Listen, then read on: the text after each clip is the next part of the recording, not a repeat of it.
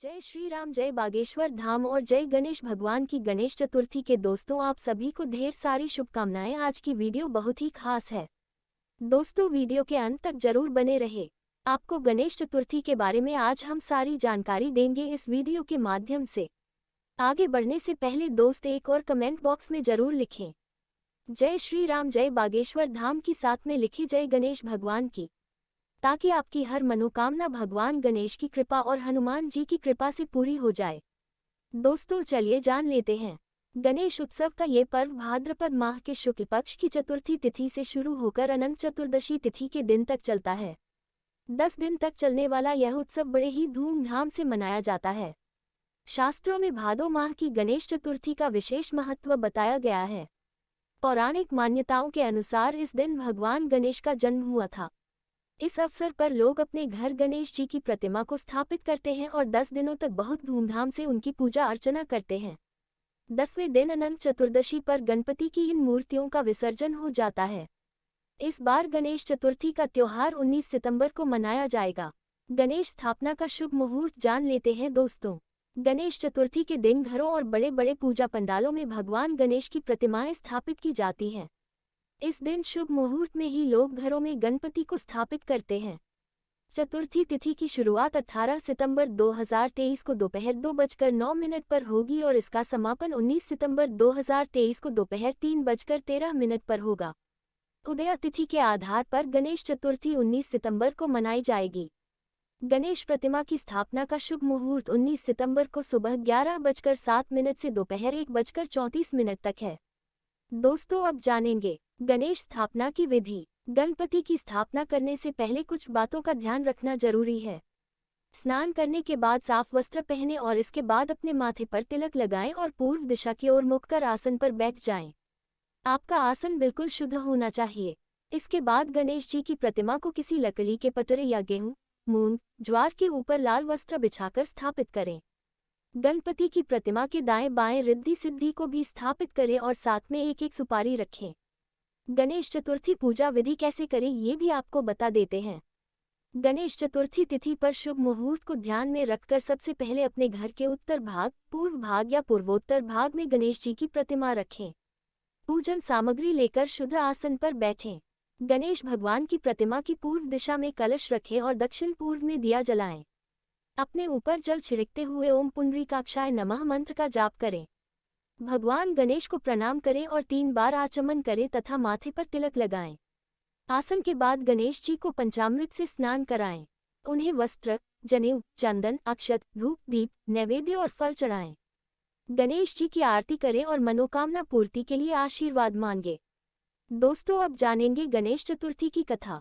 भगवान श्री गणेश जी का जन्म भाद्रपद के शुक्ल पक्ष की चतुर्थी तिथि के दिन मध्यकाल में हुआ था। अंग्रेजी कैलेंडर के अनुसार इस बार 19 सितंबर 2023 को गणेश स्थापना होगी और 10 दिवसीय गणेश उत्सव प्रारंभ होंगे जो 28 सितंबर तक चलेंगे। आइए जानते हैं गौरी पुत्र श्री विनायक गणेश जी के जन्म की पौराणिक कथाएं। दोस्तों गणेश जी की उत्पत्ति कैसे कैसे हुई है आज हम इस कथा में जानेंगे। माता के थोर तप से जन्मे गणेश जी। श्री गणेश चालीसा में वर्णित है कि माता पार्वती ने पुत्र प्राप्ति के लिए कठोर तप किया। इस तप से प्रसन्न होकर स्वयं श्री गणेश ब्राह्मण का रूप धर कर पहुंचे और उन्हें यह वरदान दिया कि मां आपको बिना गर्भ धारण किए ही दिव्य और बुद्धिमान पुत्र की प्राप्ति होगी। ऐसा कहकर वे अंतर ध्यान हो गए और पालने में बालक के रूप में आ गए। ये भी कहा जाता है कि माता पार्वती द्वारा पुण्य व्रत के फलस्वरूप गणेश जी का जन्म हुआ था। चारों लोक में हर्ष छा गया। भगवान शिव और पार्वती ने विशाल उत्सव रखा। हर तरफ से देवी, देवता, सुर, गंधर्व और ऋषि मुनि देखने आने लगे। शनि महाराज भी देखने आए। माता पार्वती ने उनसे बालक को चलकर देखने और आशीष का आग्रह किया। शनि महाराज अपनी दृष्टि की वजह से बच्चे को देखने से बच रहे थे। माता पार्वती को बुरा लगा। उन्होंने शनिदेव को उलाहना दिया कि आपको यह उत्सव नहीं भाया, बालक का आगमन भी पसंद नहीं आया। शनिदेव सकुचाकर बालक को देखने पहुंचे, लेकिन जैसे ही शनि की किंचित सी दृष्टि बालक पर पड़ी, बालक का सिर आकाश में उड़ गया। उत्सव का माहौल मातम में परिवर्तित हो गया। माता पार्वती विकल हो गई। चारों तरफ हाहाकार मच गया। तुरंत गरुड़ जी को चारों दिशा से उत्तम सिर लाने को कहा गया।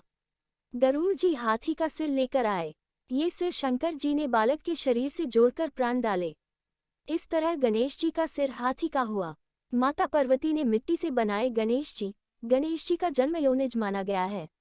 अयोनिज अर्थात जो योनि से उत्पन्न न हो।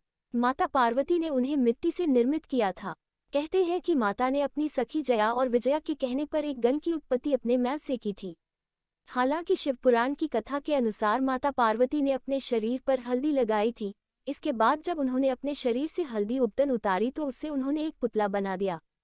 पुतले में बाद में उन्होंने प्राण डाल दिए। इस तरह से विनायक पैदा हुए थे। इसके बाद माता पार्वती ने गणेश को आदेश दिए कि तुम मेरे द्वार पर बैठ जाओ और उसकी रक्षा करो, किसी को भी अंदर नहीं आने देना। कुछ समय बाद शिवजी घर आए तो उन्होंने कहा कि मुझे पार्वती से मिलना है। इस पर गणेश जी ने मना कर दिया। शिवजी को नहीं पता था कि ये कौन है। दोनों में विवाद हो गया और उस विवाद ने युद्ध का रूप धारण कर लिया। इस दौरान शिवजी ने अपना त्रिशूल निकाला और गणेश का सिर काट डाला। पार्वती को पता लगा तो वह बाहर आई और रोने लगी। उन्होंने शिवजी से कहा कि आपने मेरे बेटा का सिर काट दिया। शिवजी ने पूछा कि ये तुम्हारा बेटा कैसे हो सकता है। इसके बाद पार्वती ने शिवजी को पूरी कथा बताई। शिवजी ने पार्वती को मनाते हुए कहा कि ठीक है, मैं इसमें प्राण डाल देता हूँ, लेकिन प्राण डालने के लिए एक सिर चाहिए। इस पर उन्होंने गरुड़ जी से कहा कि उत्तर दिशा में जाओ और वहां जो भी माँ अपने बच्चे की तरफ पीट करके सोई हो उस बच्चे का सिर ले आना। गरुड़ जी भटकते रहे पर उन्हें ऐसी कोई माँ नहीं मिली, क्योंकि हर माँ अपने बच्चे की तरफ मुंह करके सोती है। अंततः एक हथिनी दिखाई दी। हथिनी का शरीर का प्रकार ऐसा होता है कि वह बच्चे की तरफ मुंह करके नहीं सो सकती है। गरुड़ जी उस शिशु हाथी का सिर ले आए। भगवान शिवजी ने वह बालक के शरीर से जोड़ दिया, उसमें प्राणों का संचार कर दिया, उनका नामकरण कर दिया। इस तरह श्री गणेश को हाथी का सिर लगा। उपटन और गंगा के पानी से जन्मे गणेश जी। पद्म पुराण के अनुसार एक बार श्री पार्वती जी ने अपने शरीर के उपटन से एक आकर्षक कृति बनाई जिसका मुख हाथी के समान था। फिर उस आकृति को उन्होंने गंगा में डाल दिया। गंगा जी में पड़ते ही वह आकृति विशालकाय हो गई। पार्वती जी ने उसे पुत्र कहकर पुकारा। देव समुदाय ने उन्हें गांगेय कहकर सम्मान दिया और ब्रह्मा जी ने उन्हें गणों का आधिपत्य प्रदान करके गणेश नाम दिया। उपटन और गंगा के पानी से जन्मे गणेश जी। पद्म पुराण के अनुसार एक बार श्री पार्वती जी ने अपने शरीर के उपटन से एक आकर्षक कृति बनाई जिसका मुख हाथी के समान था। फिर उस आकृति को उन्होंने गंगा में डाल दिया। गंगा जी में पड़ते ही वह आकृति विशालकाय हो गई। पार्वती जी ने उसे पुत्र कहकर पुकारा। देव समुदाय ने उन्हें गांगेय कहकर सम्मान दिया और ब्रह्मा जी ने उन्हें गणों का आधिपत्य प्रदान करके गणेश नाम दिया। शिवजी ने पंचतत्वों से बनाए गणेश जी। वराह पुराण के मुताबिक भगवान शिव ने गणेश जी को पंचतत्वों से बनाया है। जब भगवान शिव गणेश जी को बना रहे थे तो उन्होंने विशिष्ट और अत्यंत रूपवान रूप पाया। इसके बाद ये खबर देवताओं को मिली। देवताओं को जब गणेश के रूप और विशिष्टता के बारे में पता लगा तो उन्हें डर सताने लगा कि कहीं ये सबके आकर्षण का केंद्र न बन जाए। इस डर को भगवान शिव भी भांप गए थे, जिसके बाद उन्होंने उनके पेट को बड़ा कर दिया और मुंह हाथी का लगा दिया। लिंग पुराण के अनुसार एक बार देवताओं ने भगवान शिव की उपासना करके उनसे सुरद्रोही दानवों के दुष्कर्म में विघ्न उपस्थित करने के लिए वर मांगा। आशुतोष शिव ने तथास्तु कहकर देवताओं को संतुष्ट कर दिया। समय आने पर गणेश जी का प्राकट्य हुआ। उनका मुख हाथी के समान था और उनके एक हाथ में त्रिशूल तथा दूसरे में पाश था। देवताओं ने पुष्प वृष्टि करते हुए गजानन के चरणों में बार बार प्रणाम किया। भगवान शिव ने गणेश जी को दैत्यों के कार्यों में विघ्न उपस्थित करके देवताओं और ब्राह्मणों का उपकार करने का आदेश दिया। दोस्तों, कथा अगर आप सभी को पसंद आई है तो वीडियो को लाइक करें। चैनल पर नए हैं तो सब्सक्राइब कर ले। अपने दोस्तों में ज़्यादा से शेयर करें। मिलते हैं अगले वीडियो में। जय गणेश भगवान।